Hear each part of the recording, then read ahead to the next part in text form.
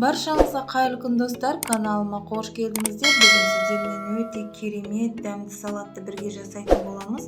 Алдын ала қайнатып алған осындай тауық етін ұсақтап тураймыз. Құрғақ ыдысымызға салып, шетірекке қоя тұрамыз.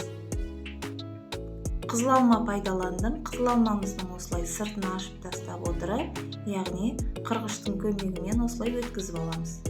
Қайнатып алған қызылшамызды да өткіземіз. Яғни анар пайдаландым. Анарымызды осылай кесіп алып, бір ыдысымызға салатын боламыз. Енді құрғақ ыдысымызға етімізді бірінші салып жайғастырамыз. Ортасына бокал қойдым. Осылайша етімізді жайғастырып, үстіне алма қоятын боламыз. Магазиннен алған фримізді қолдандым. Осылайша барлығын жайғастырып отырып,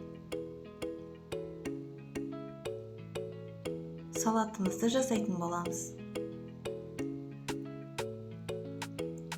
Фриміздің үстіне қызылшамызды жайғастырамыз. Осылайша майонезімізді үстіне жағып, анарымызды да қойып шығатын боламыз.